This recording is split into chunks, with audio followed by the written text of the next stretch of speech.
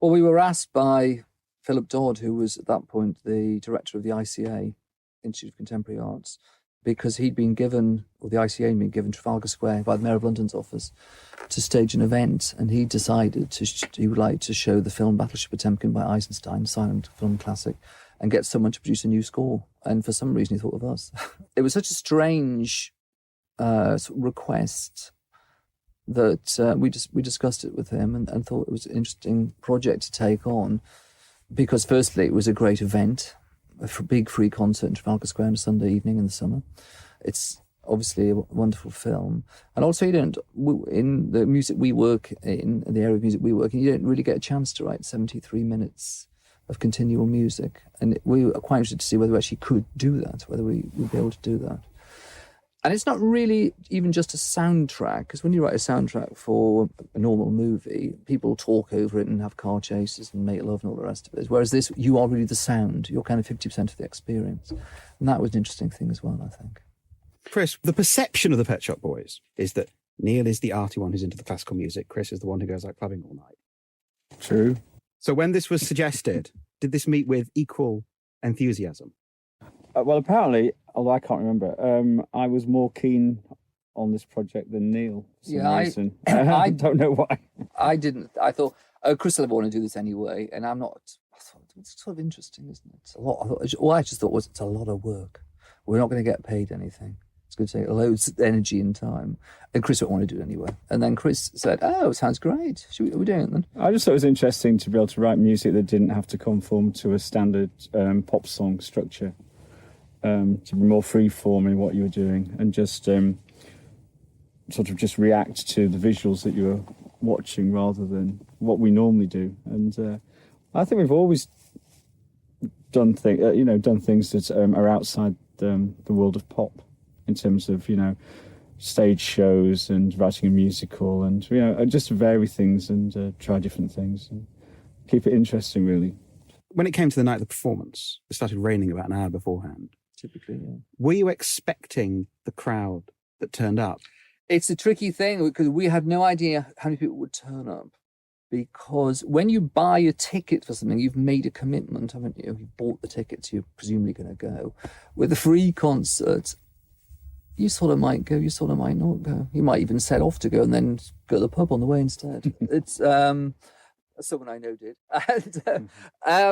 and so we were kind of nervous about. Particularly nervous about the weather. And the weather. Because if it's very windy as well as raining, and we're a bit worried that the huge screen wouldn't be safe. So the main worries were about the weather conditions, really. And of course, as you say, about an hour beforehand, it hadn't rained for 2 weeks. I don't think it rained for 2 weeks afterwards either. But having said that, it kind of added to the atmosphere because it wasn't heavy rain. And from the stage, it looked really amazing because the police estimate was around about 20,000 people. From the stage, it looked really incredible because there was, we were obviously under the screen with the orchestra, and so you could see all these heads looking up at the film, and it was and then this drizzle, and it was in the light and everything, and it had a very powerful sense of occasion from the stage. It was really quite a moving thing actually to watch the people watching it. And of course, as someone remarked afterwards, it must be the biggest audience there's ever been for silent film in Britain. And also people really seem to concentrate because it's a film you need to watch. And people were really concentrating, and you could see there was this very interesting atmosphere. And meanwhile, the buses were going past. It was a very moving occasion to be standing on the stage. Was it always planned to bring it out as a CD? Not necessarily. No, it wasn't actually. We recorded it actually around approximately a year ago because we wanted to record it to know what it was going to sound like, to get the right balance of electronics and strings. And we didn't want to bring it out when the concert was on because otherwise it would just look like you're promoting an album, do you know what I mean? And we wanted it to be this completely unique occasion in London. We didn't even know whether EMI would want to release it either, but they were very keen to release it. And we waited because we're doing more concerts actually. We're doing 4 performances this coming week in Germany. And again, we wanted it to be sort of fresh for the people seeing it in Germany rather than, You're just promoting an album kind of thing. So there'll be those before the album comes out as well. It is almost 20 years since West End Girls was released.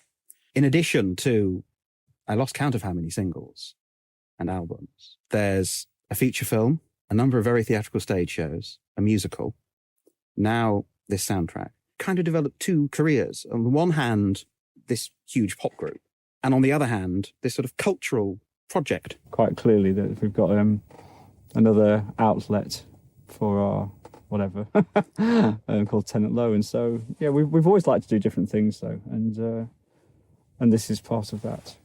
One of the great things about being in a successful pop group is that you get opportunities to do things, and rather than just concentrate on pop songs, it's quite nice to take up some of those opportunities, I think.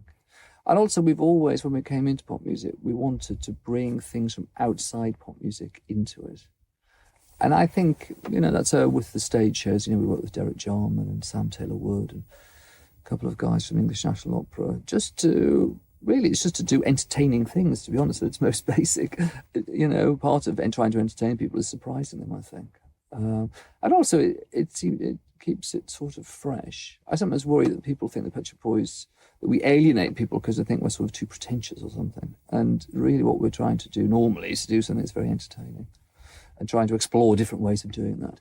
Because, pop music, which is also an industry, things get formulaic very easily. And I think we're always trying to break out of the formula. And we have, right from the word go, that's what we were trying to do, is to break out of the formula.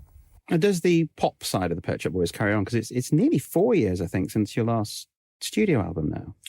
It's 3, yeah. Well, actually, we're busy. We're halfway through making one. We're working with this producer, Trevor Horn, who in the late 80s produced the song Left to My Own Devices for us. And over the years, he produced Frank Goes to Hollywood, very famously, and Grace Jones and Seal, Tattoo, a couple of years ago. And we decided to work with him again because he likes big kind of orchestral pop, and we're making this very big orchestral sort of pop album. They always seem to swing, don't they? They seem to, listening to the albums in order, they always seem to move. So, say, Behaviour was viewed at the time as being very emotional and very adult, and the Pet Shop Boys are growing up, and then straight after Very is 12 pop songs. Yeah. So Release again was viewed as quite a sort of toned down, sort of chilled out, quieter album. Is this going to be a... It is. Very predictable. Yeah, I think we always react against what we've just done previously. Get fed up with being one or the other. So, very few pop groups, particularly very few pop groups that emerged in the 1980s, are still around. After 20 years, and with pop industry that's full of people from the X Factor and all this kind of thing, do you ever think, I've had enough of this now? The only thing you can have enough of is sometimes the commercial pressure. But otherwise, no, because it's so enjoyable what we do. Making a new record like what we're doing with Trevor Horn is such a lot of fun, and it's so satisfying, and also it's exciting what it's going to sound like and everything. But no, I don't think we do. Actually, I think pop music's perked up a bit recently. When I was on holiday the other week, I was reading the Sun newspaper, and they were saying they were going through, I think there's a new series of the X Factor, one of these things, and they just went through it all and said, actually, it hasn't really worked, has it, commercially? The only person who's had a career out of all of that is Will Young, who, interestingly, what you might recall, Simon Cowell was furious when he won that programme because he thought he wasn't a pop star. And Will Young is the only one that's gone on to develop a genuine kind of George Michael-y kind of career. And the rest of it has just been dross, really, that's had a momentary success and then faded away. So I think you might find that the music industry is starting to lose interest in it because it's not doing anything long-term. At the same time, we've suddenly seen a big upsurge of pop groups writing interesting songs with sort of integrity, like the biggest selling albums of the last year or so have been the Kaiser Chiefs, the Scissor Sisters, the Killers. These are all recognizable pop groups doing it with something to say and a look, and I think there's something really quite exciting. And you've got the kind of Pete Doherty soap opera going on, which is, he's a talented guy, I think it's actually quite a good time for pop music.